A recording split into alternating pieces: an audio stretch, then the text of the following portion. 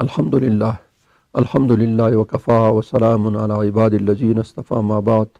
أعوذ بالله من الشيطان الرجيم. بسم الله الرحمن الرحيم. قال الله تعالى في كتابه: والعصر إن الإنسان لفي خسر إلا الذين آمنوا وعملوا الصالحات وتواصوا بالحق وتواصوا بالصبر. صدق الله العظيم.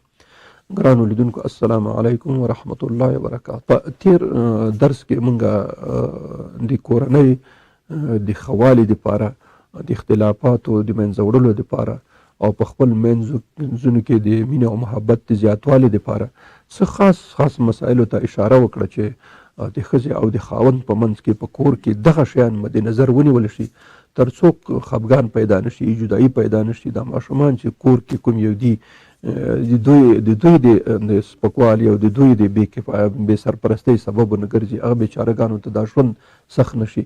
د هغې دپاره مونږ څون کوم شیان راکړي وو، هغې کې مونږ تاسو دا ویلې چې نارینه او ښځه باید خصوصا ځینو شیانو ته متوجه وي، پرځن د خپل نظافت خیال وساتي او کور کې خپل منځونو کې سره همکاري وکړي، ځکه دا کور چې دی دا شریک دی، دا مشترک دی، داسې نه دی چې هغه د بدګمانۍ نه ځان وساتي چې یو په بل باندې بدګماني ونه کړي. هسې خوښه شیانو باندې سړی یو په بل بدګمانه نه شي، یو بل باندې شک ونه کړي چې دا به داسې دا به داسې، دا شیان بیا مشکلات ورته پیدا کوي.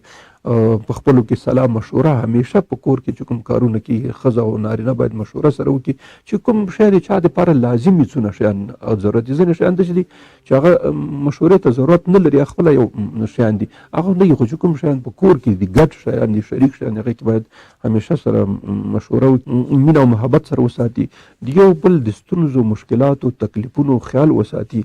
داسې نه چې یو نارینه په مشکل کې زنانه خپل هغه یو چې کله زنانه په مشکل کې نارینه خپل هغه کوي، نو دې خیال ساتل پکاري، یو بل ته تحفه ورکړي، یو بل ته ګفټ ورکړي، یو بل نه محبت هغه وکړي، تشکر وکړي، د یو بل عیبونه بیان نه کړي او دا بالکل پټ وساتي. په دې کې ډېر مشکل پیدا کړي. نارینه د نارینه په مخ کې د خپل ښځې غیبت نه کوي، ښځه د ښځو په مخ کې د خپل نارینه غیبت نه کوي. دواړه سره شریک دي، یو کور دی. دوکې چل او فریب نه ځان ساتل پکار دي، بلکې اخلاص او صداقت پکار دی پکې، او تریو او تون مزاج نه ځان ساتل پکاري چې همیشه سړی بس د مرچو په ډېرې باندې ناست بس سختې وایي، بلکې نرم طبیعت او د هغه طبیعت ساتل پکار دي. اوس راځو نوي درس کې به دا وایو چې موږ او تاسو دا ښځه او نارینه دواړه یو شریک وجود دی، یو کور دی، مال سره شریک، زندگی سره شریک، دارایی سره شریک، اولادونه سره شریک.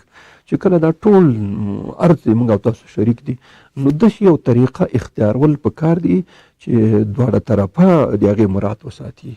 نو موږ بار دا یو مسله وکړه چې په کور کې نارینه او زنانه څه فرقونه لري، دواړه سره په مزاج کې فرقي، په طبیعت کې سره فرقي، په خواهشاتو کې سره فرقي، په سایکالوژي او روانشناسۍ کې سره فرقي. ښځه بېله روانشناسي او سایکالوژي لري، نارینه بېل لري، خواهش د هغې بېل دي، د بېل طبیعت د هغې بېل، د دې بېل. نو په دې خاطر باندې دغه خپلو کې چې کوم یو طبیعت پیژندل، د یو بل روانشناسي پیژندل، د یو بل روحیات پیژندل، د یو بل مشکلات پیژندل، دا تر ټولو مهمه خبره همدا ده چې ابتدا کې چې واده وشي، د واده نه بعد خپل نارینه باید دې ته متوجه، زنانه باید دې ته متوجه، د زنانه کوښښ وکړي د خپل خاوند ټول شیان ځان ته کشف، نارینه کوښښ وکړي د خپل زنانه ټول شیان ځان ته کشف کړي. چې کله کشف کړي هغې نه وروسته هغه، نو په دې خاطر باندې کله په زنانه باندې داسې حالات او واقعات او وختونه راځي، داسې حالات راځي، شرایط پرې راځي چې د هغې مزاج کې تغییرات او تبدیلات راځي. نارینه باید د دې مسایل نه خبر وي، او دغسې نارینه باندې ځینې داسې حالات او مشکلات او تکلیفونه راځي، نارینه ځان باید دې ته متوجه وشي. په دې کورونو کې اکثره مشکل دی چې لکه ساده مثال ورکوو، یو سړي تنخواه د 10,000 یا 15,000 یا 8,000 یا 10,000 موږ تاسو معمولا همدغه بعضو کسانو به لږ ډېری. نو کور کې زنانه ته په کار نه دي چې اوس په نارینه باندې فشار راوړي چې بس دا شی راوړه او دا شی راوړه او دا وکړه او دا وکړه، دونه جوړه جامې د پلانکي ښځې سره زرو بنګړي لري او غوږوالۍ لري او لاکټ لري او پلانکۍ لري او دونه جامې لري، داسې کوي ما ته هم دا وخت لکه داسې به وکړه ماسې به وکړه. دې نه خیر نه جوړېږي، بلکې شر ته نه جوړېږي. هغه 10,000 روپۍ لري، دا 10,000 روپۍ تا ته چی کې، تا ته خوراک کړی، تا ته چکا کړی، تا ته لاکټونه راوړي په دې باندې، نو هغې باندې خو هېڅ هم نه کوي، هغه باندې خوراک کېږي. نو دې ته متوجه پکار ده چې څومره تاسو لرئ عایدات، ما دغه عایداتو مطابق د خپل ژوند راول پکار دي. اوس نارینه هم باید داسې ونه کړي چې زنانه ته بیرون نه چې کوم شی راوړي نو چې ورته ووایي چې ځان سره د یو شی راوړی لږ شی راوړی دی او ته وایي چې نه ما ته پلاونه پاخه که ما ته کبابونه پاخه که ما ته دا شیان دا ممکن نه ده.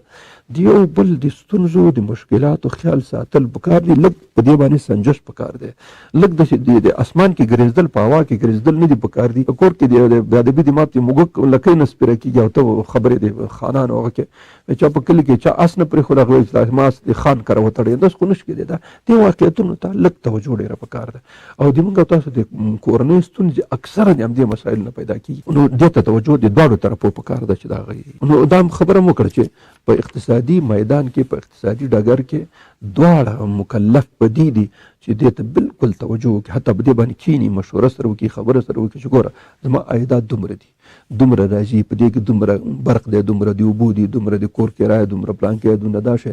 نو چې دا پاتې کېږي نو څه به پیدا کېږي؟ دا خو کور نه موږ تاسو داسې نه یو چې مشکلات لرو چې مشکلات دې مشکلاتو باید خامخا غوي.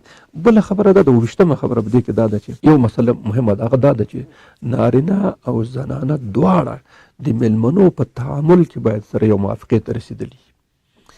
نارینه باید داسې خلک کور ته رانهولي، داسې خلک رانهولي چې هغه لوچکي، لوفري، بد اخلاقي، بد تربیتي او بغیر دې نه چې خلکو ته تاوان ورسوي. همدغه زنان هم باید بالکل دې ته متوجه چې کوم کسان نامحرم دي، کوم کسان غلط دي، کوم کسان د خاوند نه خوښېږي د کور ته راتګ، هغې د راتګ نه باید ځان وساتي. خفګان دې همدغه شي نه پیدا کېږي. که نارینه داسې خلک راوړي چې هغه بې حیا او بې عزته بې ناموسه خلک وي، همیشه په فسق فساد او په دې شیانو کې هغوی مشغول دي. داسې خلک چې کله کور ته وړي خو دا ستا عزت، دا ستا حیا، دا ستا ناموس هغه هم ځان سره هلته هغه کوي، کړتې پړتې به کوي، خنداګانې به کوي، لوچکي به کوي، لوبري به کوي. نو د کور کې یو قسم تغییرات، تبدیلات په ماشومانو په کور کې راځي. دغسې نارینه باید هغه کسان چې هغه د نارینه خوښ نه وي، د نارینه سره مزاجي توافق ونه لري، د هغه د هغه سره د هغې راوستل کور ته پکار نه دي. دې نه ځان ساتل پکار دي، همدغې نه خفګان پیدا کېږي. 28مه خبره دا ده چې په کور کې نارینه او زنانه دواړه باید بالکل د کنځلو نه ځان وساتي. یو بل ته هم کنځلې ونه کړي، بل چاته هم کنځلې ونه کړي، بلکې موږ او تاسو رسول الله صلی الله علیه وسلم فرمایي چې تاسو هیڅ شي ته کنځل مه کوئ. په قرآن عظیم شان کې راځي چې ولا تسبوا الذین یدعون من دون الله، تاسو هغه بوتانو تم کنځلې مه کوئ، د کافرانو رهبر او مشر تم کنځلې مه کوئ، ځکه چې تا ورته کنځل کو هغه درته کنځلې کوي. او حدیث کې راځي رسول الله صلی الله علیه وسلم فرمایي چې تاسو د چا مور او پلار ته کنځله مه کوئ، دا بدترین کار دی، ډېره غټه ګناه ده چې د خپل مور او پلار ته کنځله کوي، خپل مور او پلار ته کنځله کوي. خلکو پوښتنه وکړه چې یا رسول الله خپل مور او پلار ته هم څوک کنځلې کوي؟ وایي چې چې ته د بل چا مور او پلار ته کنځل کوي، هغه ستا پلار مور او پلار ته خامخا کنځل کوي که نو کنځل کافر ته نه ده پکار، بت ته نه ده پکار، بل چا ته نه ده پکار. نو چې نه ده پکار نو خپل کور کې څنګه کوي؟ او دې نه تاثر ماشومان بد اخلي چې کله ته کنځلې کوي ماشوم به دې کنځلې کوي، او دا کنځلې خو چې بیرون ووتې چې بیرون کنځل وکړو هغه درته خامخا کوي، هغه هم څه د تا نه کم نه دی که نه، هغه هم ځان ته یو شی وایي. نو چې تا ورته کنځل وکړه هغه هم درته کوي. نو خپل مور پلار نیکه خپل نسب او خپل قوم ولې بې عزته کوي؟ نو دواړه طرفه د کنځلو نه ځان ساتل پکار چې کله کنځلې ونه کړي ماشومان کنځلې نه کوي، ځکه هغه پوهېږي چې مور پلار مې نه کوي، چې مور پلار خپله کنځلې کوي نو خامخا به کنځلې کوي. نو د بد رد او د کنځلو او د بدو خبرو نه ځان ساتل په کور کې دا بالکل لازمي خبره ده، دا په تربیت باندې ډېر بد اثر کوي. 29مه خبره دا ده چې سلیقه‌ي اختلاف په انسانانو کې موجود دی. چا سلیقه یو قسم وي، چا بل قسم وي، چا مزاج یو قسم وي، چا مزاج بل قسم وي. دې سلیقه‌ي اختلافاتو نه ځان ساتل پکار. په وړو کې خبره کې نه قتل نه دی پکار. وړو کې دونه خبره وي چې هغه به د 1 روپۍ مسله نه وي او هغې کې به خاوند او زنانه ترمنځ هغه دا سلیقوي اختلاف شته. کاسه د دیګ د چمچۍ د پیاله د مې خوښه ده، د مې خوښه ده، دا چې جوس خراب راوړی، دا دې غلط راوړی، نن هغه په کار و پلانکې شی په کار و تا پلانکې شی راوړی دی، هغه به غریب غوښه راوړي ته وایي چې نه پلانکې شی به دې راوړی، او هغه یو شی راوړي ته وایي چې پلانکې شی به دې راوړی. دا دي خبرې دي. په دې باندې د کور نظم او د کور اتفاق او د کور یووالی خرابول نه دي پکار. دا به یو لباس یې درته راوړو رنګ دې خوښ نه دی، دا ضرور اوس نه دی چې په دې کې ونښلي دا دې څه راوړی، دا داسې و داسې و، دې نه ته جنګ خیر دی، څه بلا و تور ورپسې تور کالي نه سپین کالي، سپین کالي نه خړ کالي، خړ کالي نه زیړ کالي، یو شی دی چې شپې ورځې پکې تېرېږي، خوراک کې دغه شی. دغه سلیقوي دا ظاهري اختلافات واړه دا د دې باعث ونه ګرځي چې کور کې اختلاف پیدا شي، کور کې کرکه نفرت پیدا شي، کور کې جداوالی پیدا شي، کور کې ماشومانو ته مصیبت پیدا شي، تکلیف پیدا شي، بیرون هم بدنامي داخل کې بیرون هم خفګان داخل کې هم خفګان. نه، دا سلیقوي اختلافات بالکل مد نظر نه دي نیول پکار، اهمیت نه دی ورته پکار چې وویل چې ورته خیر ده بس وکړه داسې. نو دغلته ډېر مهم دی د سلیقوي اختلافاتو نه یو مسله جوړول، دا بالکل غلط دي په کور کې، دا شی بالکل بلکې بیرون هم په کار نه دی چې سره د عادي شیانو کې هغه کې دا د هر چا سلیقه ده، خپل کار به کوي. 13مه خبره دا ده چې یو بل ته سپکاوی نه کول، سپک نه ګڼل. موږ تاسو په دې اجتماع کې به یو به د یو کورنۍ سړی، بل به د بل کورنۍ سړی، یو به غریب یو به خان یو به مالدار یو به تعلیم یافته یو به بې سواده. داسې خبرې مد نظر نه دي پکار چې ته اوس نارینه زنانه به تعلیم یافته وي، نارینه به تعلیم یافته نه وي، نو بیا به وایو ته چې سوګر شی بې سواده یې پلانکی یو پلانکی په خبره نه پوهېږي، په دې نه پوهېږي زه تعلیم یافته یم. یا نارینه هغې بیچاره ته هغه وایي چې ته په ټکي نه پوهېږي، هله بې دینۍ ده، دا څه شی دې کړي، کور دې دی، پلار دې دی، مور دې دی، خدای دې دوی تباه کړي، خدای دې برباد کړي، خدای دې داسې کړي، دا دي دا کیسونه بالکل ځان ساتل پکار دي چې کوم خبره باندې چې هغه سپکېږي دې نه بالکل پکار دی. موږ مخکې درسونه کې ویلې چې د مؤمن او د مسلمان سپکاوی دا تر ټولو بدترین کار دی. الله پاک حدیث کې موږ تاسو ولولو چې الله عز وجل دپاره همدا دلیل بس دی چې یو سړی څوک سپکېږي دا سړی جهنم ته واچوي. د یو انسان د شر دپاره همدومره دلیل پکار دی چې بل څوک سپک کړي. نو دا خو د خپل کور غړی دی، د خپل کور یو وجود، بالکل دواړه یو وجود دی، یو کور یو خاوند، یو مال، یو دارایی، یو کور، یو زندگی، یو اولاد، او تاسو بیا په داسې شیانو کې یو بل ته سپکاوی کوئ. یې به دا بربرزي یو به ټیټې یو به جګې یو به هغه. الله پاک دا نظام دی د دنیا همداسې جوړ کړی دی چې تفاوت به موجود دي، او د دې تفاوت چې کله ختم شي دا دنیا به ختمه شي. دا تفاوت به یې تر هغه خدای چې دا دنیا یي، دا دنیا د تفاوت سره پیدا شوی، د تفاوت سره دا چلیږي. څوک به د یو کمال خاوندي، څوک به د بل کمال خاوندي، څوک به د یو کسب والی، څوک به د بل کسب والی، څوک به یو قسم استعداد لري، څوک به بل قسم استعداد لري، څوک به غریب لټ پیدا شوی، څوک به تیز پیدا شوی، چا مزاج به تیز وي، چا مزاج به نرم وي، څوک به په صحي لحاظ ښه صحت لري، څوک به په صحي لحاظ باندې کمزوری ضعیف وي، ناروغه وي، مشکلات به لري. دا ټول شیان داسې دي چې یو بل د سپکاوي سبب دی ونه ګرځي. الله پاک مخلوق دی، الله پاک پیدا کړي هم داسې دي، دا فطري خبرې دي. نو د یو بل سپکاوي نه بالکل ځان ساتل پکار. او دا دومره بده خبره ده په کور کې اصلي اختلاف دی همدغه شي نه پیدا کېږي چې د یو بل ته سپک ګوري، یو بل ته سپکې خبرې کوي، یو بل ته سپکاوی کوي. دې نه ځان ساتل بالکل پکار دی، دا ضرور نه دی. بله خبره دا دی، یو 13مه خبره ده چې همیشه صبر کول، حوصله کول، بس په ځان باندې خاورې راچول پکار دي چې کله هم یو طرف داسې یو خبره ترې نه وشوه، داسې یو عمل ترې نه وشو چې هغه د په مزاج باندې، د په طبیعت باندې بد نه بدوي، بس ځان دې غلی کړي. که غلی نه کړي خو بس خبره خرابېږي. همغه ساعت اختلاف، همغه ساعت خفګان، همغه ساعت جنګ جدل، همغه ساعت دعوې دنګلې، په کلي کې هم سپک، په کور کې هم سپک، په همسایه کې هم سپک، په ماشومانو کې هم سپک. ذهن هم سړی هغه کېږي چې په کور کې د جنګ وشو، په دفتر کې هم سړي طبیعت خرابي، دلته هم هلته وي. نو څه ضرور د خپل کور ولې په ځان باندې خراب کړي، د خپل ماحول ولې په ځان باندې خراب کړي، د خپل ماشومان ولې په ځان باندې خراب کړي، د خپل زندگی ولې په ځان باندې خراب کړي. موږ تاسو په دې پښتنو کې یو ساده متل دی چې د یو ساعت صبر د 100 کلونو خوراک دی. نو که یو سل صبر دی وکړې بیا قامه ګرځه. نو که کله بده خبره هم درته وکړه، کنځل هم درته، ځان ورته غلی کړه، بس ځان داسې فکر هېڅ مې نه ده اورېدلې، بس خلاص. دا یو موږ هغه خلک متل دی یو وګ ډبرستن جوړ کړه، یو نه توشکه جوړ کړه، هېڅ مې نه ده اورېدلې، هېڅ خبر ځان غلی کړه. نو دغه لږ صبر د کور د وحدت او د یووالي سبب کېږي، د کور د اتفاق سبب کېږي. نو چې کوم شی د بې اتفاقي او اختلاف او هغه پیدا کېږي، نو پیدا یې څه شول آخر؟ دا مشکلات باید سړی ذهن کې وساتي چې دغه خبره چې زه کوم دا وسنجي دي انجام او نتیجه څه کېږي. نو صبر او حوصله او بې زغم پکار دی. بالکل په کور کې د ټولو نه زیات شي، بیرون هم پکار دی، خو په کور کې تر ټول ډېر پکار دی. ځکه دا کور چې وران شو بیا هر څه وران دي. دا کور د انسان هر څه دی. دا تر ټولو ډېر اهمیت چې لري دا د انسان د خپله کورنۍ ده او دا کور دا ماحول لري. دا چې خراب شو بیا د زندګي ټوله خرابه ده، بیا انسان بیا نه سمیږي، بس کار یې هر څه خرابېږي. نو دې نه زیات هغه پکار دی. 13مه خبره دا ده چې دا نارینه او زنانه په جنسي لحاظ فرق لري سره، خواهشات هم فرق لري، تفاوت سره لري ذهني. نو دغه کې په جنسي هغه کې اختلاف چې کوم یو سرلی په دې کې د یو بل خیال ساتل پکار دي، د یو بل د خواهش خیال ساتل پکار دي، یو مراعات کول پکار دي.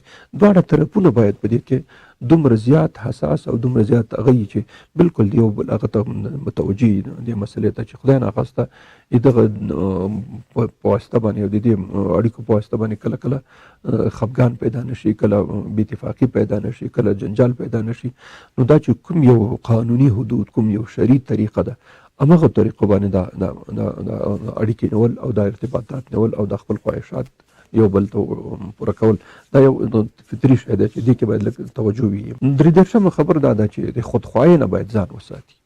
په کور کې، په بیرون کې، په دفتر کې، په نظام کې چې کله خودخواهي راشي، دا یو سړی چې دا زه دي یم او هېڅوک دی نه نظام چلیږي، نه کور چلیږي، نه دفتر چلیږي، نه ریاست چلیږي، نه اداره چلیږي. ادارې کې چې کله خودخواهي پیدا شو هغه اداره ختمه. په نظام کې چې کله خودخواهي پیدا شو نظام ختم. چې په کورنۍ کې خودخواهي پیدا شو دا ختم. نه د خودخواهي نه بالکل ځان ساتل پکار دي. هر څوک چې تم انسان هغه انسان دی، هم الله پاک پیدا کړی، تم پیدا کړی. څه استعدادونه څه شیانو کې به سره فرق وي، خو خودخواهي د ټولو نه بدتر شی دی د کورنۍ په پشکېدلو کې چې دا یو سړی بالکل ځان خان جوړ کړی، ځان هغه جوړ کړی چې زه خو د پلانکي صاحب زوی یم، که د پلانکي کورنۍ، د پلانکي خاندان، د پلانکي لیک یم، موږ داسې یو داسې یو چې دا شیان دې وکړه بس خبره خرابه شوه. دې شیانو ځان ساتل پکار دی چې خودخواهي کې خودخواهي وشو خو هغه هم انسان دی، هغه هم عزت لري، هغه لري. نو داسې خو نه دی چې هغه د لوټې نه یا د دیوال نه یا د ونې نه پیدا شوی دی او ته د انسان نه پیدا شوی. نو خو طبیعي خبره دا ده چې د دې خودخواهي په مقابل کې هلته حساسیت، کرکه، نفرت پیدا کی او دا نفرت بالاخره دې سبب ګرځي چې ارڅ سره خراب کی. نو خودخواهي بده خبره ده. یو مسله چې 14 مسله ده دا ده چې خپل کورنۍ په داخل مسایلو کې چاته د مداخلت حق مه ورکوئ. افغانستان غټ مشکل دا اوس همدا دی چې مونږ خلک لاس وایي، مونږ خلک ګوتې وایي، مونږ خپل خواهشات خلک پوره کوي. بیروني جنګونه راځي په مونږ دلته تطبیقوي، بیروني اختلافات راځي په مونږ خلک تطبیقوي، بیروني خپل خواهشات مونږ ته راځي. چې کله په کورنۍ کې د بیروني خلکو لاس را ننوتو هغه کورنۍ تباه شو. ځکه د هر چا مزاج فرق لري. دا کورنۍ د ما او تا د ما او تا شریکه د خپلو کې سره ښځه او نارینه شریک دي. نو چې بل سړی پکې راځي نو هغه خو به خپل خواهش لټوي، هغه د تا خیر خو نه غواړي. نو همیشه کوشش پکار دی، دا مسلې ته ډېره توجه پکار ده چې خپل د زنانه او د نارینه د کورنۍ په منځ کې بل هیڅ چاته د مداخلت حق مه ورکوئ.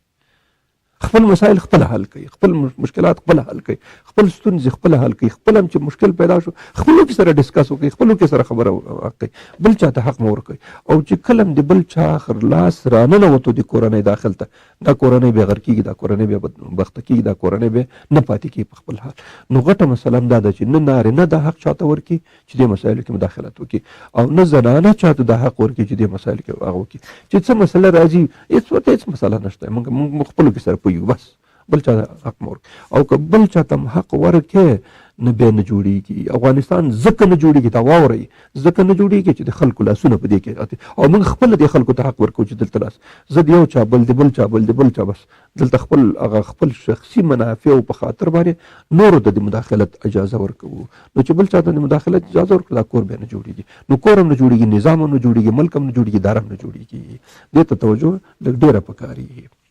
بله خبره دا ده چې کوم شی ډېر د اختلاف سبب کېږي کله هغه دا دی چې دا میلمانه چې راځي د بیرون نه، دا میلمانه یا به د نارینه میلمانه وي یا به د زنانه میلمانه وي.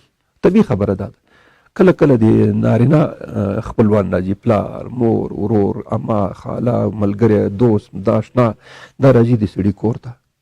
دا سړي سره چې دا کوم میلمانه متعلقین هغه راځي، دا خامخا د نارینه دا خواهش چې د عزت وشي، د قدر وشي، د پالنه وشي. او دا یو جز. دا بل طرف چې زنانه د زنانه طبیعي خبره ده، طبیعي فطري خبره ده چې مور به راځي، پلار به راځي، خور به راځي، ورور به راځي، خاله، اما، خپلوان، اشنایان، دوستان، دا به راځي د کور ته ورسره. نو دا چې د کور ته راځي هغه هم دا غواړي چې د دوی خلکو د خدمت. اوس دا خدمت په یو لاس نه کېږي، د یو لاس نه ټک نه خېږي تر څو چې دوه نشي. نو که نارینه ووایي چې زه د ما د میلمنو د خدمت وشي نو دا د زنانه نه غیر دا کار نشي کېدی. او که زنانه دي وایي چې ما د میلمنو د عزت وشي نو دا د نارینه نه غیر نشي کېدی.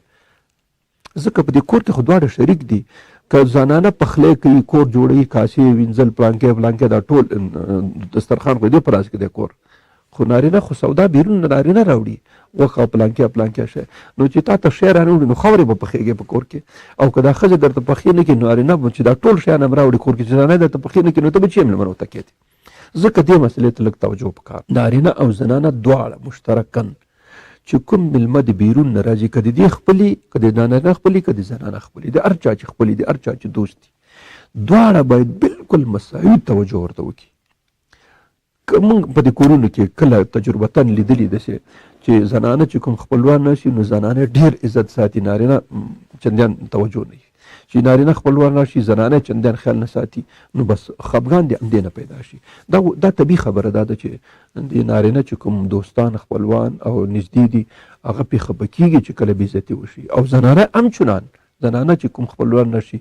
که نه زنانه نارینه د هغې عزت ونه ساتي خیال یې ونه ساتي د هغې احترام ونه ساتي هغې ته کښېنني خبرې او مجلس او دا شیان ورسره ونه کړي او داسې بې پروا جګ شي او ټیټ شي نو خامخا زنانه هم خفه کېږي د زنانه خپلوان هم خفه کېږي نو ځکه د مېلمنو په مسله کې لږ توجه دواړه طرفه ډېره پکار ده چې زنانه هم دا خیال وساتي چې دا چې ما خپلوان راځي زه عزت خوښوم نو خو نارینه هم دا خوښوي که چې ته کوم ځای شاید ځان ته خوښوي خو هغه هم خوښوي داسې نو که ته غواړې د خپل خپلوانو خدمت او قدر عزت دې وشي نو د نارینه به ته خیال ساتي نارینه هم باید ووایي چې که د ما د مېلمنو عزت کول غواړم زه چې شي نو زه به د زنانه د مېلمنو قدر او عزت هم غواړم چې هغه دې هم دغسې با عزته شي نو ځکه دا مسله شریکه ده د مېلمنو چې ما اکثره لیدلي چې په کورونو کې اکثره چې خفګان پیدا کېږي دې نه پیدا کېږي چې زما خپلوان راشي دا قدر او عزت نه کوي چې دې خپلوان راشي بیا هر څه ورته کوي دې باندې هغه راځي نو ځکه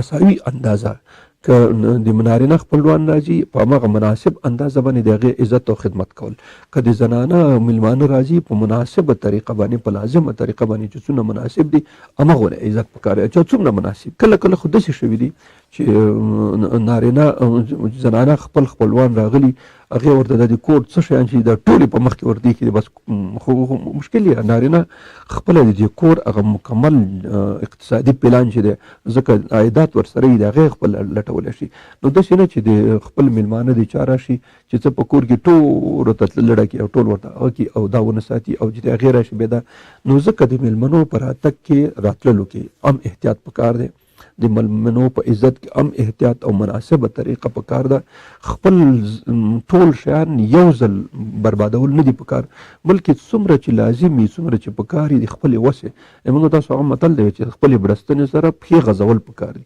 چې څومره تا اقتصادي طاقت او توان او هغه رسېږي خیر ستا مور دی ستا پلار دی هر څوک چې راشي نو داسې خو نه شو چې خپل کور ته ور واچوي په یو شپه ور ولګوي نه بلکې لازم مناسب چې څومره همغونه خرڅ هم پکار دی همغسې مېلمستیا هم ورته پکار ده همغسې قدر عزت جار قربان خو اصل پیسې پرې نه ځي نو که نور هېڅ هم نه کېږي چې دا څومره وسه رسېږي سړی جار قربان ورته کښېنه صاحب دا بالغ ورته سم کړه دوشکه سم کړه او ښه عزت او قدر یې وکړه چې ښه په هغه باندې په طریقه ورته کېده لږ بوره دی نه ګوړه دی بوره دی شیریني دی یو شی دی ورته کېده نو په مناسب انداز کې د هغوی خدمت کول هغه ډېر که اقتصادي لحاظ د سړي ژوند مشکل وي نو په خبرو خو کېدای شي که نه ځینې مسایل سړی حل کړي نو دا مسله پکې ضرور ده چې د میلمنو په راتللو کې د میلمنو په عزت کې د یو بل په قدر په اندازه کې دواړه یو د بل خیال وساتي یو بالکل مراعات وساتي بلکې په مساوي اندازه باندې چې میلمانه راځي د هغوی خدمت پکار دی نو دا هغه خبرې وې دا هغه نقاط و چې که موږ او تاسو انشاءالله مد نظر وساتو او دې ته بالکل لږ توجه وکړو نو زما بالکل یقین دا دی چې که دا شیان مراعات شي په کور کې اختلاف نه راځي بې اتفاقي نه راځي د طلاق ضرورت نه پېښېږي جدایي نه کېږي د کور د خرابېدو سبب نه کېږي د ماشومانو د بې سرپرستۍ سبب نه کېږي په بیرون کې او په کور کې موږ او تاسو د ټینشن او د هغه سره نه مخامخ کېږو بیرون به نه سپکېږو داخل کې به نه سپکېږو بلکې یو خوشحاله یو څه ورځې زندګي ده دا زندګي په خوشحالۍ او په ښه طریقه په کار ده د بل چا خفګانول نه دي په کار نو دا داسې مسایل و چې ما غوښتل چې دا د ټولو دوستانو سره شریک کړم ځکه دغه مسایل نه موږ او تاسو ته په دې اجتماع کې مشکلات او تکلیفونه پیدا کېږي الله عز وجل دې موږ ټولو ته دا توفیق راکړي چې په دې باندې عمل وکړو او دا څومره شیان چې موږ په دې درسونو کې ولوستل دا ټولو کې موږ او تاسو ته الله پاک دې عمل توفیق راکړي انشاءالله دا زموږ د رښتینې لار اخنی درس دی زه د خپلو ټولو لیدونکو نه خدای پاماني اخلم او د ټول نه زما خواهش دا دی چې دا زما درسونه چا تعقیب کړي، درسونه اورېدلي، چې همیشه مونږ په خپلو دعاګانو کې یاد وساتي، همیشه راته دعا وکړي. او زه به هم ټولو لیدونکو ته انشاءالله دعاګانې کوم. الله پاک دې ما دعاګانې دو په حق کې قبول کړي، دوی دعاګانې دې الله پاک ما په حق کې قبول کړي. دلته چې کوم اداره ده او کوم ملګري دلته موږ دوستان حسیب صاحب دا نور او شهرام صاحب موږ سره دلته خدمت کې ډېر منډې ترې وي، الله پاک دې هغوی ته اجر ورکړي، هغوی ته الله پاک عزت نصیب کړي، هغوی دې الله پاک د دنیا او د آخرت د ټولو مشکلاتو او د غمونو نه او د تکلیفونو نه بېغمه کړي. الله پاک دې هغوی مشکلات د خپلو خزانو نه حل کړي. الله پاک دې همیشه خوشحاله ولري. واخر دعوانا ان الحمد لله رب العالمين.